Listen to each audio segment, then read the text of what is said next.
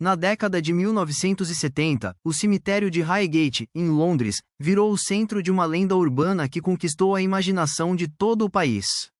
Rumores de um vampiro sinistro perambulando entre as lápides espalharam uma verdadeira histeria, misturando folclore assustador com notícias sensacionalistas e o medo que tomava conta da sociedade.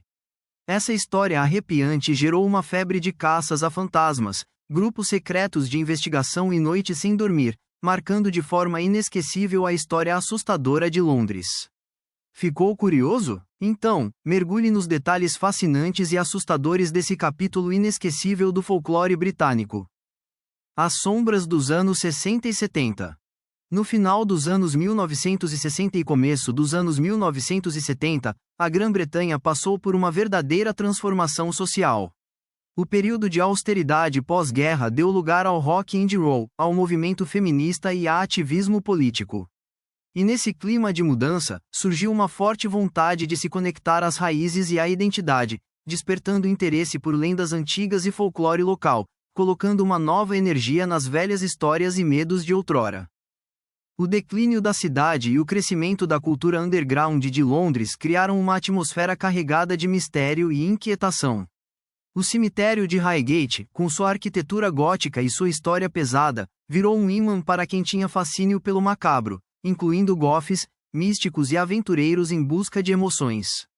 Foi nesse período turbulento que começaram a surgir histórias de algo sinistro escondido na sombra daquele lugar.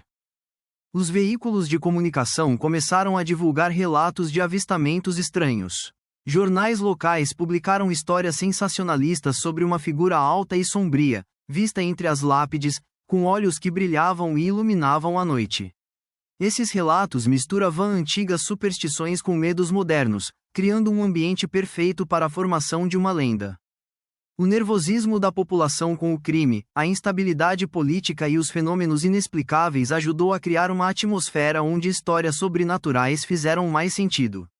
A ideia de um vampiro virou algo plausível, uma personificação da escuridão e da morte numa época tumultuada, e isso despertou uma onda de curiosidade misturada com medo.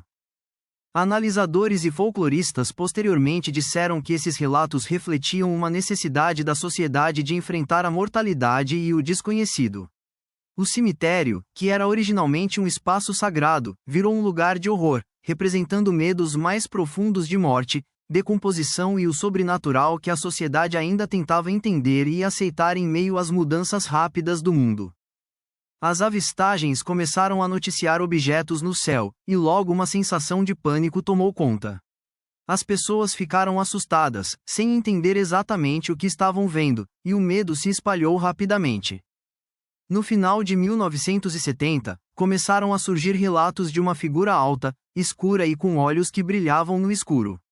As testemunhas diziam sentir uma sensação de medo extremo, como se essa figura emanasse uma energia maligna por si só. Geralmente, esses avistamentos aconteciam perto da meia-noite, no silêncio assustador das sombrias criptas do cemitério. Uma das descrições mais detalhadas veio de um professor universitário local, que contou ter visto uma forma humanoide que parecia piscar, entrando e saindo de vista. Seus olhos queimavam como brasas. Ele se sentiu paralisado, como se uma força invisível o tivesse congelado no lugar, deixando-o assombrado por semanas com aquela imagem na cabeça. Os boatos se espalharam rápido, à medida que mais pessoas alegavam ter visto a entidade misteriosa, estudantes, operários da construção e até moradores de bairros suburbanos. A mídia aproveitou para transformar esses relatos em uma grande sensação, transformando a figura na tradução dos maiores medos da cidade. Psicólogos e céticos descartaram os avistamentos como uma massa de histeria ou alucinações provocadas pelo estresse e pela superstição. Mas, para muitas pessoas, o medo era real, e as histórias foram ficando cada vez mais elaboradas. Alguns relataram ter visto a criatura pular sobre lápides ou desaparecer na neblina. A polícia e as autoridades locais estavam sob crescente pressão. Enquanto alguns desacreditavam os relatos, considerando-os besteiras, outros faziam patrulhas, preocupados que o suposto predador sobrenatural pudesse ficar violento ou atacar vítimas desprevenidas. O medo da população só aumentava, transformando o cemitério em um palco de caçadas de justiceiros e rituais de exorcismo. A caçada e os ecos do folclore. No começo de 1971, surgiram caçadores de vampiros que se autoproclamaram. Eles trepavam por cercas quebradas e se arrastavam pelas sombras do cemitério de Highgate, armados com cruzes, alho e armas improvisadas. O objetivo deles era claro: enfrentar o mal que se escondia ali ou expulsá-lo de uma vez por todas. Entre esses caçadores estava David Farran, um investigador paranormal da região que acreditava que as visões eram um fenômeno sobrenatural de verdade, que merecia uma investigação séria. Sua determinação em exorcizar o mal fez dele uma figura controversa, admirada por uns e desacreditada por outros. Durante esse período, ocorreram confrontos físicos, confusões com a polícia, acusações de vandalismo e atos de coragem ousados. A imprensa exasperava o drama, retratando a cidade como se estivesse obcecada por encarar seus próprios medos de frente. Enquanto isso, a comunidade sobrenatural ficava cada vez mais inquieta, alegando que a entidade nada mais era do que um espírito ou um vampiro do folclore, despertado mais uma vez. O folclore sobre os vampiros na Grã-Bretanha, que antigamente era uma superstição medieval, foi sendo revivido e adaptado ao longo do tempo. Pessoas começaram a dizer que aquela entidade na verdade era um vampiro que se alimentava do medo das pessoas. Exorcismos realizados ali atraíam multidões e só aumentavam a especulação sobre a verdadeira natureza da criatura. Protestos públicos e a comoção da mídia chegaram ao auge em manifestações caóticas. As autoridades intervieram e alguns chegaram a propor restrições legais para impedir o acesso ao cemitério de Highgate. A luta entre ceticismo racional e crença supersticiosa se tornou um verdadeiro retrato das tensões da sociedade naquela época tumultuada. Os exorcismos e a queda de uma lenda. Em 1973, uma série de exorcismos de grande repercussão foram realizados, envolvendo padres, investigadores do paranormal e céticos ávidos por livrar o cemitério do que eles acreditavam ser espíritos malignos. Esses rituais reuniram multidões e receberam bastante atenção da mídia, transformando Highgate em um verdadeiro campo de batalha entre fé e dúvida. Apesar de todos esses esforços, os avistamentos continuaram, e alguns até diziam que eram fracassos, seja pela resistência da criatura ou pelo poder da nossa imaginação coletiva. A linha entre realidade e mito ficou ainda mais tênue, enquanto as autoridades alertavam contra exorcismos sem licença, reforçando a importância do senso científico e da racionalidade.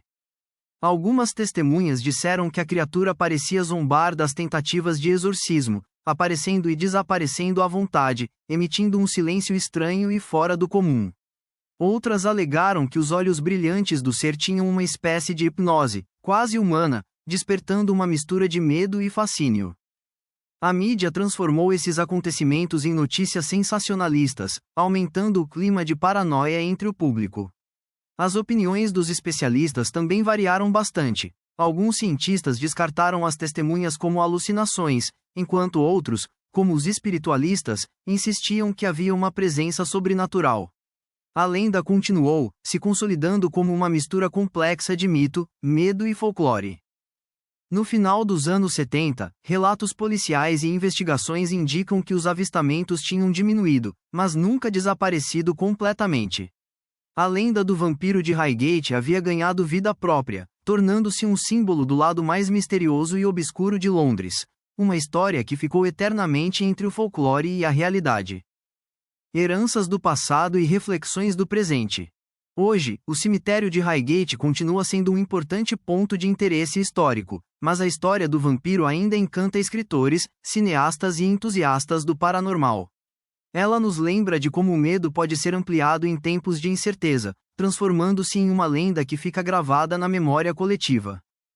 O evento deixou uma marca na cultura popular britânica, inspirando livros, documentários e filmes que exploram temas de horror sobrenatural e ansiedade social. Também despertou um novo interesse por lendas urbanas e como elas revelam verdades mais profundas sobre a mortalidade e o desconhecido. Psicólogos veem esse fenômeno como um verdadeiro estudo de caso de histeria coletiva e contágio social, mostrando como os medos em massa podem transformar-se em realidades concretas. Alguns acreditam que essa lenda foi alimentada pelo sensacionalismo da mídia, por angústias pessoais e pelos mistérios não resolvidos envolvendo a morte. Na Grã-Bretanha de hoje, lendas urbanas como o vampiro de Highgate continuam desafiando a fronteira entre fato e ficção, nos lembrando da eterna luta da humanidade com a mortalidade, a fé e o desconhecido.